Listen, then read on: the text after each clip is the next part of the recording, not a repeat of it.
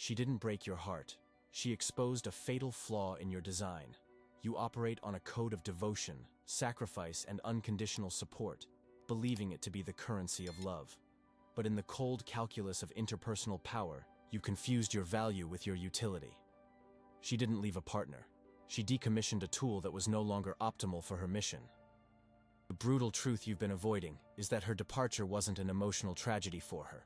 It was a strategic upgrade. She dismantled you piece by piece, and you handed her the screwdriver. Remember the nauseating silence on the other end of the phone? The hollow echo in your chest as you stared at the 2 blue check marks on a message you poured your soul into? A message that was met with nothing but contemptuous indifference? You were pleading your case before a judge who had signed the verdict weeks ago. You offered to change, to be better, to contort yourself into whatever shape she desired, failing to realize the one thing she truly desired was a man who didn't need to ask for permission to exist. Your desperation was not a sign of your love for her. It was a broadcast of your contempt for yourself. You placed your entire emotional center of gravity inside another human being, a person with their own agenda, their own ambitions, and their own ruthless survival instincts. You made yourself a satellite, and when she decided to change orbits, you were left spinning in the void. Think back to that final conversation. The carefully chosen, surgically precise words designed to inflict maximum damage while maintaining plausible deniability. It's not you. It's me. I need to find myself. These aren't explanations. They are tactical scripts to neutralize your reaction and absolve her of guilt. While you were experiencing a system-wide collapse, she was executing a pre-planned exit strategy. You thought her tears were for the loss of you, but they were for the inconvenience of the moment, the tedious emotional labor of disposing of an asset that had become a liability. You were a chapter she had finished reading, and she was simply closing the book. Great strategist Niccolò Machiavelli observed that men are so simple and so inclined to obey immediate needs that a deceiver will never lack victims for his deceptions. You were deceived by the illusion of reciprocity. You gave, assuming you would receive. You invested, assuming a return. You operated under a gentleman's agreement in a game with no rules, only outcomes. You wanted to be loved, but Machiavelli warned that love is held by a chain of obligation which, because men are wretched creatures, is broken at every opportunity for their own profit. You weren't feared. You weren't even respected. You were predictable. And in the arena of human dynamics, predictability is a death sentence. Your every move, every text, every plea was anticipated, analyzed, and ultimately dismissed. You were playing checkers against a grandmaster of chess who had already seen 10 moves ahead. You are now at ground zero of your own emotional apocalypse. You scroll through her social media, a masochistic ritual of self-torture, watching her life continue, accelerate, and thrive, not just without you, but perhaps because of you. Her happiness becomes a monument to your failure. Each smiling picture is another shovel of dirt on the grave of the man you used to be. You believe this pain is the destination, a permanent state of irrelevance and weakness. You see yourself as broken, defective, a discarded prototype. But what if this absolute psychological demolition is not an ending? What if it is a violent, necessary clearing of the land? The man who was so easily dismantled, the man who outsourced his worth, the man who begged for a respect he could not command. That man needed to die. The question you must now ask is not, how do I get her back? That is the question of a slave begging for a better master. The real question, the only question that matters is, how do I use the rubble of my own destruction to build an empire so powerful, so self-contained, and so magnetic that her memory becomes nothing more than a curious artifact of a forgotten past? If this brutal truth resonates in the wreckage of your own experience, then you have found your war room. This is not a place for consolation. It is a weapons factory for the mind. Subscribe to Dominio Psicologico. Fortify our ranks by liking this video. In the comments below, a testament to your will to rebuild, share the power trauma that first taught you the true nature of the game. Tell us from what city you are launching your counter-offensive. Your story is not a confession of weakness. It is the first entry in your new war journal. Your authority did not vanish in a single cataclysmic explosion. It was bled out, one drop at a time, through 1,000 silent concessions you mistook for acts of love. The empire of your self-respect was not conquered by a frontal assault. It was dismantled from within by a series of strategic infiltrations you willingly permitted. You were not a victim of a sudden betrayal.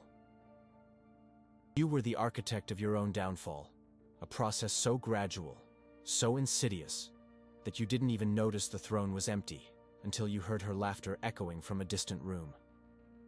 Let's dissect this collapse with the cold precision of a military autopsy. We will trace the pathology of your weakness, not to mourn it, but to understand the enemy within. The first phase of your surrender was emotional concession. This is the gateway drug to irrelevance. It begins subtly. She has a bad day at work, and you cancel your gym session, a session that is part of your own mission, to be her emotional support animal. You see this as devotion. She logs it as data. The data point reads, "His priorities are malleable. My emotional state can override his personal objectives." You have just handed her the master key to your operating system. Remember that argument over something trivial? You knew you were right, but the tension was uncomfortable. The silence was heavy. So you apologized. Said, "I'm sorry." Not because you were wrong, but because you craved the return to a comfortable baseline. When you apologized, you signed your surrender. You taught her that your principles have a price, and that price is your own discomfort. This isn't about refusing to be supportive. It's about the erosion of your own sovereign territory. A king who rearranges his entire kingdom's schedule every time a courtier is in a foul mood is not a king. He is a servant with a crown. Each concession was a small signal that her reality was more important than yours. From emotional concession, you inevitably descended into the second phase, the loss of frame control. The frame is the context, the narrative of the relationship. The one who controls the frame controls the reality. In the beginning, the frame might have been, two strong individuals choose to build a life together. After a series of concessions, the frame warped into, a man's purpose is to facilitate a woman's happiness. Her problems became your emergencies. Your triumphs became secondary to her daily dramas. She would call you, frantic about a minor inconvenience, and you would drop everything. You were training her, through your actions, that her thermostat set the temperature for the entire house. Think about the plans you made. You wanted to go to a specific restaurant, but she made a face. You immediately folded. No, wherever you want to go is fine. You thought you were being easygoing. In reality, you were demonstrating that your desires were negotiable, while hers were not. She would test your boundaries, constantly. She'd be late without apology. She'd make passive-aggressive comments about your friends or your hobbies. Each time you let it slide, each time you failed to put a firm, unapologetic stop to it, you were ceding territory. You were telling her, your standards for my behavior are more important than my own standards for yours. She wasn't just pushing your buttons, she was mapping the schematics of your entire control panel to see which inputs would make you comply. The silence was her greatest weapon. After a disagreement, she would withdraw. She would become a black hole of communication. Silence is a dominance play. It is designed to make you anxious, to make you doubt yourself, to make you break first. Her silence is dominance, not inattention. And you double text. The "Are you okay?" The "Are we okay?" Every one of those messages was a white flag. You were begging for her to re-engage, proving that your emotional stability was entirely dependent on her attention. You lost control of the frame because you proved you could not exist comfortably outside of it. This leads directly to the third and most pathetic stage, the active search for validation. By now, your own internal compass is broken. You've outsourced your sense of self-worth to her. Her mood is the barometer of your value. You wake up in the morning and the first thing you do is check your phone, not to start your day, but to see if she messaged you. A good morning text from her means it will be a good day. Silence means a day filled with anxiety and doubt. You became a performer, and she was your one-woman audience. You would tell a story, and your eyes would dart to her, checking for a smile, for a laugh. You would buy a new shirt and immediately ask for her opinion. Her approval was the currency you needed to feel good about yourself. This is the point where attraction goes to die. A woman is not biologically wired to be attracted to a man she can emotionally puppeteer. She may like the control. She may enjoy the utility of having a man so eager to please. But desire. Desire is reserved for the man who does not need her permission to feel powerful. You were so busy trying to be the perfect boyfriend that you forgot to be a man. You would post a picture of the two of you on social media, not as a genuine expression of a shared moment, but as a public performance of devotion, a desperate signal to her and to the world that you were winning. But the man who has to publicly display his prize is the man who is terrified of losing it. Your need for her validation was a constant, screaming broadcast of your own insecurity. No longer her partner. You were her project, her fan, her subordinate. The final stage of the collapse is total affective dependency. Your entire emotional ecosystem is now colonized by her. You cannot generate your own happiness, your own stability, your own sense of purpose. You are a satellite, and she is your planet. If she is happy, you are granted a temporary reprieve. If she is distant, you are plunged into a state of emergency. This is where the truly desperate behaviors begin. You start monitoring her social media activity. See she liked another man's photo, and your stomach plummets. You analyze her online status, her last seen, creating elaborate paranoid fantasies out of digital breadcrumbs. You have completely lost the plot. You are no longer living your life. You are merely an obsessive observer of hers. The breakup, when it came, was not the cause of your weakness. It was the consequence of it. It was a strategic decision on her part. An asset that requires constant maintenance and provides diminishing returns is not an asset. It is a liability. She didn't leave a man. She cut a dead weight from her life. You thought your boundless devotion was your greatest strength.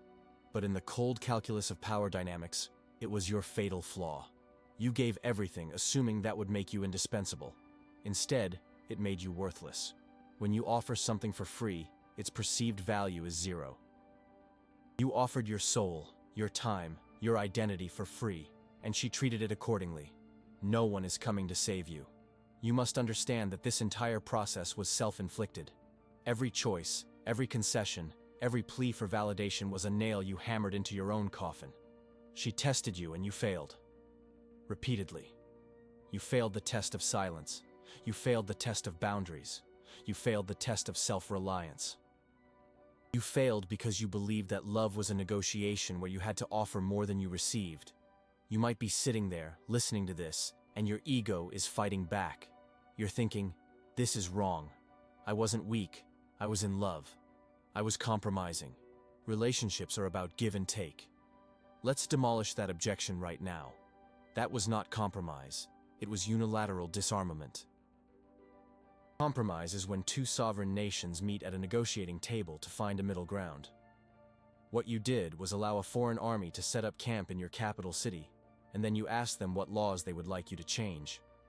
You were not giving, you were paying tribute. You were paying a tax on your own existence just to be allowed to stay in her presence. You believe that being the nice guy who avoids conflict and prioritizes her feelings is the path to a woman's heart. It is the path to her contempt. She does not want a man who agrees with everything she says. She wants a man who has his own unshakable convictions, a man whose world is so vast and compelling that she wants to be a part. You made her your world. That is an unbearable burden. You suffocated her with your neediness, disguised as affection. You didn't give her butterflies, you gave her claustrophobia. Your fall was not visible. It didn't happen in loud, dramatic fights. It happened in the silences you were too afraid to hold. It happened in the yes, you said, when your entire being screamed no. It happened in the hesitation before stating your own opinion, checking her face first to see which one would be better received. It was a quiet, slow, and pathetic death of the spirit. This cold, brutal diagnosis is not meant to break you further. It is meant to cauterize the wound. You cannot build a new empire on a foundation of lies and self-deception. You must see the rot for what it is. If you are tired of being a pawn in a game you don't even understand, if this autopsy of your own failure resonates in your very bones, then it's time to stop mourning the man you were and start forging the man you will become. This is your war room. Subscribe to Dominio Psicologico to arm yourself with the strategies you were never taught. Like this video to signal that you are no longer a conscientious objector in the war of human dynamics. Activate all notifications because every dispatch is critical for your counteroffensive. And now, a crucial piece of intelligence is required from you. In the comments, answer this question. What was the first small compromise you made? The first time you said yes when you should have said no, that you now realize was the beginning of your surrender? Be specific. Your confession is not a sign of weakness. It is the first strategic assessment of the battlefield. There is no going back for the weak. There is only the building of the new. Let that sentence burn itself into the circuits of your mind. The man you were is a casualty of war, a monument to a failed strategy. To mourn him is to celebrate incompetence. Your task is not to repair the broken vessel. It is to melt it down and forge a weapon. This reconstruction is not an emotional journey of healing and self-discovery. That is the language of the defeated. This is a cold, logistical, and tactical operation. Your new mandate is governed by 3 non-negotiable directives. Cut the excess. Install silence. Control the reaction. This is the trinity of your rebirth. First, you will cut the excess. This is a scorched earth policy against your own weakness. The excess is anything and everything that does not directly serve your mission of absolute self-sovereignty. This begins with her digital ghost. You will delete her number. You will not block her. Blocking is a loud emotional reaction, a signal that she still affects you. Deleting is a quiet statement of irrelevance. You will remove her from every social media platform. You are not just unfollowing her. You are erasing the digital pathways that lead you back to the scene of the crime. This is a tactical necessity.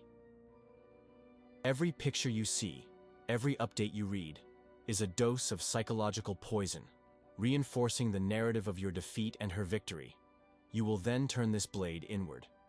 You will audit your own life with the ruthlessness of a corporate executioner. Friends who drain your energy and offer nothing but commiseration? Cut. Habits that provide cheap comfort but yield no growth. Mindless scrolling, junk food, excessive entertainment? Cut. Your time, your energy, and your focus are now strategic assets, to be deployed only on high-value targets. You are simplifying your life down to its most potent, mission-critical components. Anything else is dead weight, and you are climbing out of hell. You cannot afford to carry a single unnecessary ounce. Next, you will install silence. This is the most powerful weapon you now possess. Your previous mode of operation was noise, constant texts, pleading calls, long-winded explanations. You filled every void with your desperation, proving that you were terrified of the silence between you. Now, you will become the void. You will initiate a period of absolute, unbroken radio silence. This is not a tactic to make her miss you. It is a strategy to make you forget her. It is a declaration of independence. When you cease all communication, you wrest control of the narrative. She is used to you reacting to her. Your silence forces her for the first time to react to you, or rather, to the deafening lack of you. She will expect you to break. She will expect the late-night, "I miss you" text. She will anticipate your orbit continuing around her. Your silence is a disruption of that expectation. It creates a vacuum of information, and the human mind abhors a vacuum. Her mind will begin to generate its own data to fill the gap. Has he met someone else? Did he ever even care?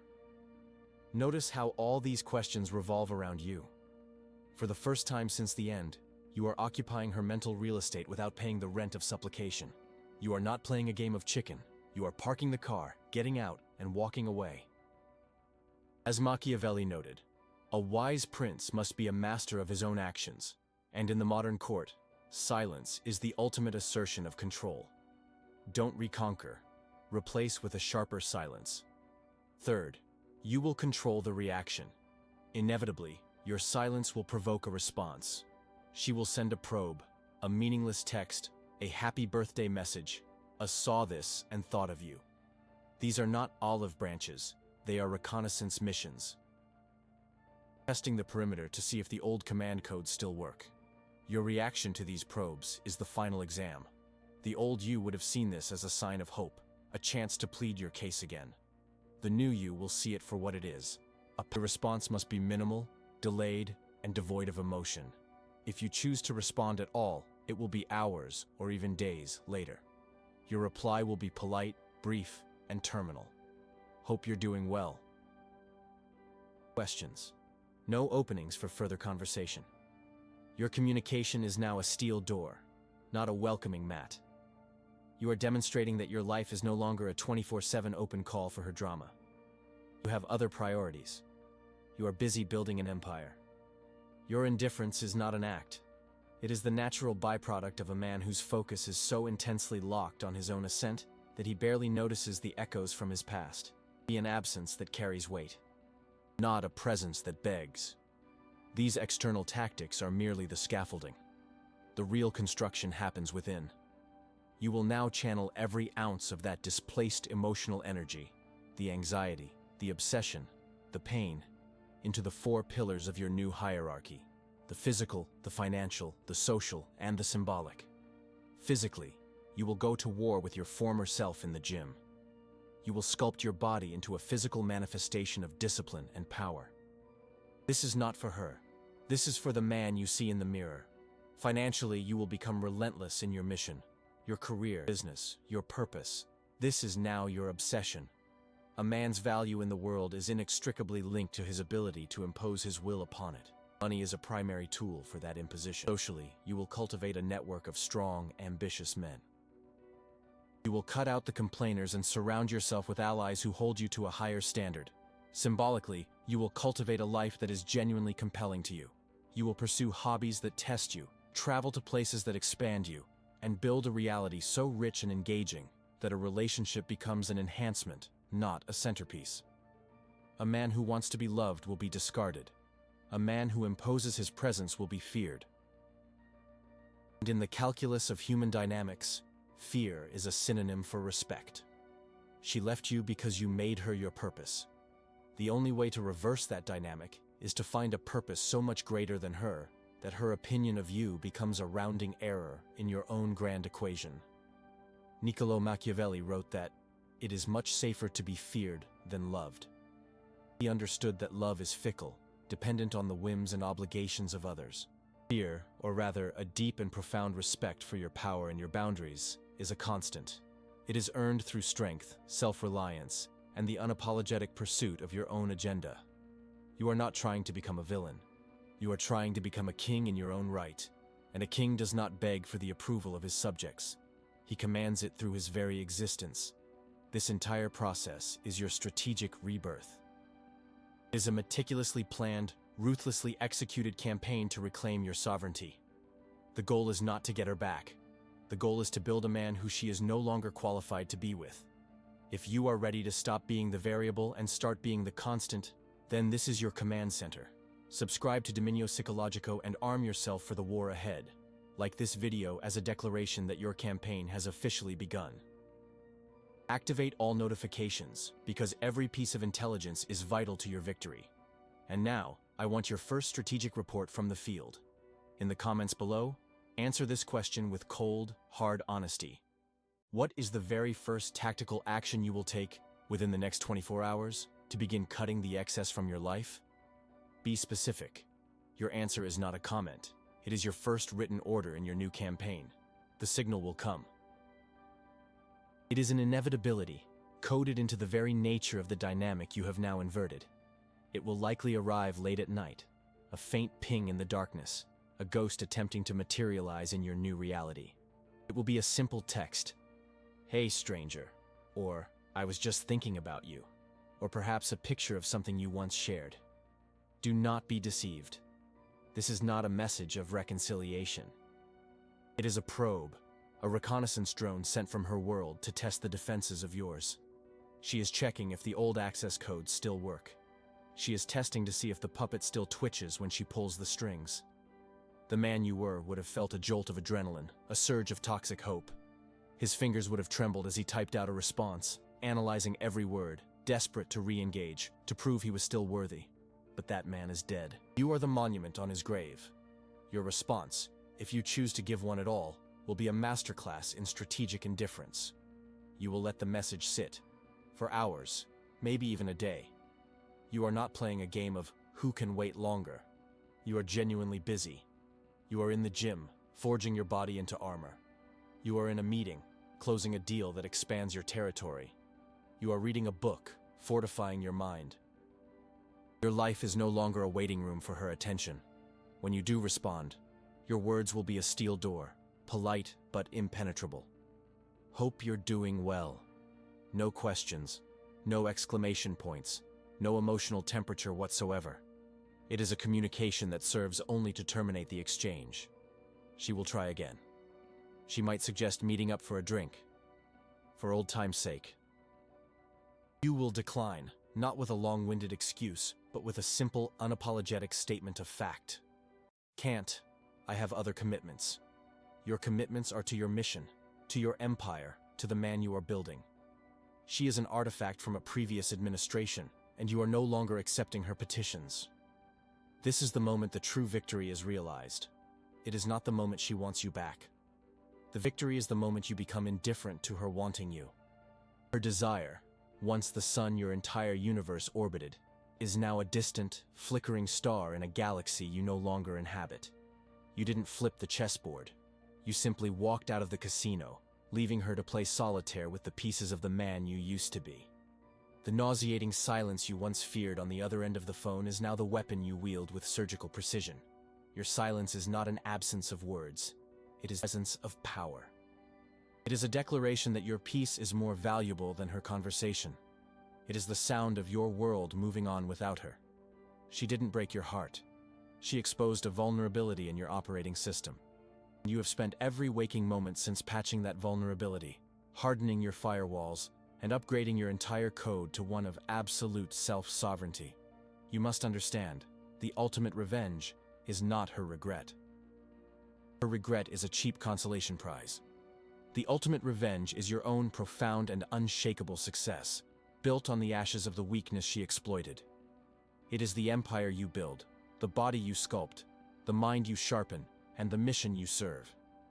It is a life so compelling, so rich, so completely and utterly yours that her memory becomes nothing more than a footnote in your biography, a curious case study of a catalyst that sparked a revolution.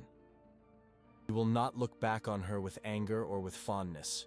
You will look back on her, if you look back at all, with the detached curiosity of a historian examining the primitive tools of a forgotten era. She was necessary, a blunt instrument that performed a brutal but essential task. She demolished a structure that was unfit for a king. Respect is not requested, it is not negotiated. It is the silent tax you levy on the world simply by existing within your own frame, by the unapologetic demonstration of your own value. You do not need her to see the man you've become. The only man who needs to see him is the one who looks back at you from the mirror each morning. He is your only judge, your only master, your only rival. You did not lose her. You lost the weakness that made you need her. Let her watch from the cheap seats as you build your Colosseum. Because the day she begins to question the man you've become is the day you will have already forgotten her name. Your transformation is complete, but the war for your sovereignty is a daily campaign. To remain armed and vigilant, subscribe to Dominio Psicologico and join the ranks of men who refuse to be pawns. Like this video to signal your commitment to the new code. Activate all notifications, because every dispatch is a weapon for your arsenal. Now, for your final directive, answer this question in the comments below with absolute honesty. Now that you have the blueprint, what is the one single trait of your old self that you will take the most savage pleasure in destroying as you build your new empire? Your answer is your sworn oath.